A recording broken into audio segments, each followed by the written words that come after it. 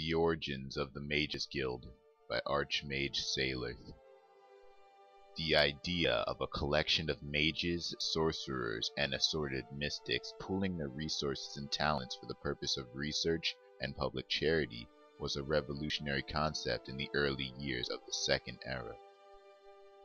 The only organization then closest in aim and structure to what we know today as the Mages Guild was the Psijic Order of the Isle of Artaeum. At the time, magic was something to be learned by individuals, or at most within intimate covens. Mages were, if not actually hermits, usually quite solitary. The Psijic Order served the rulers of Somerset Isle as counselors, and chose its members through a complex ritualized method not understood by outsiders. Its purpose and goals likewise went unpublished, and detractors attributed the worst evils as the source of the Order's power. Actually, the religion of the Old Order can be described as ancestor worship, an increasingly unfashionable philosophy in the Second Era. When Vasus Galerion, a Psijic of Artaeum and a student of the famed Iacasis, began collecting magic users from around Somerset Isle, he attracted the animosity of all. He was operating out of the urban center of Firsthold, and there was a common and not entirely unfounded attitude that magical experiments should be conducted only in unpopulated areas. Even more shocking, Galerion proposed to make magical items, potions, and even spells available to any member of the general public who could afford to pay. No longer was magic to be limited either to the aristocracy or the intelligentsia. Galerion was brought before Iacasis and the King of Firsthold, Rillis XII, and made to state the intentions of the fraternity he was forming. The fact that Galerion's speech to Rillis and Iacasis was not recorded for posterity is doubtless a tragedy, though it does afford opportunity for historians to amuse one another with speculation about lies and persuasions Galerion might have used to found the ubiquitous organization. The charter at any rate was approved. Almost immediately after the guild was formed, the question of security had been addressed. The Isle of Artaeum did not require force of arms to shield it from invaders. When the Psijic Order does not wish someone to land on the Isle, it and all its inhabitants simply become insubstantial. The new Mages Guild, by contrast, had to hire guards. Galerion soon discovered what the Tamrielan nobility has known for thousands of years. Money alone does not buy loyalty. The Knightly Order of the Lamp was formed the following year. Like a tree from an acorn, the Mages Guild grew branches all over Somerset Isle, and gradually the mainland of Tamriel.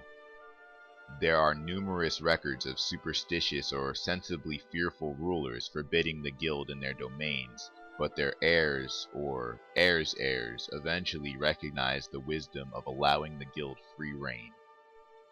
The Mages Guild has become a powerful force in Tamriel, a dangerous foe if a somewhat disinterested ally. There have been only a few rare incidents of the Mages Guild actually becoming involved in local political struggles. On these occasions, the guild's participation has been the ultimate decider in the conflict. As begun by Vasus Galerion, the Mages Guild as an institution is presided over by a supreme council of 6 archmagisters. Each guild hall is run by a guild magister, assisted by a twofold council, the Master of Incunabula and the Master at Arms. The Master of Incunabula presides over an additional council of 2 mages, the Master of Academia and the Master of the Scribe. The Master at Arms also has a council of 2, the Master of Initiates and the Palatinus, the leader of the local chapter of the Order of the Lamp. One need not to be a member of the Mages Guild to know that this careful, contrived hierarchy is often nothing more than a chimera. As Vasus Galerion himself said bitterly, leaving Tamriel to travel to other lands, the guild has become nothing more than an intricate morass of political infighting. Now, I personally believe that for one to learn of the Mages Guild, they should learn of another very prestigious structure in Tamriel, a building of great knowledge as well as controversy, grand halls just teeming with magic, a building so old I would dare to call it an ancient relic. I speak none other than the Mages College of Winterhold. This place of wisdom towers over the land north of Winterhold. This could be one of the first buildings in history because it is said to date back to the first or even the Merithic era. One major difference that gives the college a bad rap is the fact that they chose not to take part in the necromancy ban in the Third Era, year 431. Conjurers of Daedra may come and dabble in the pools of power as well, but will be viewed with extreme caution. For the members today, they see Winterhold as well as the college in ruins, leaving the bridgeway entrance completely suspended to the college and many other structures ragged or severely damaged. In a bit of a different pace from Tamriel's common history, this was not an act of war. This was cause of a natural disaster.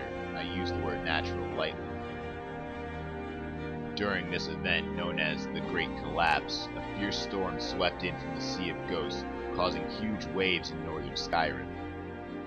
A large portion of this once successful society was claimed by the storm and washed out to sea.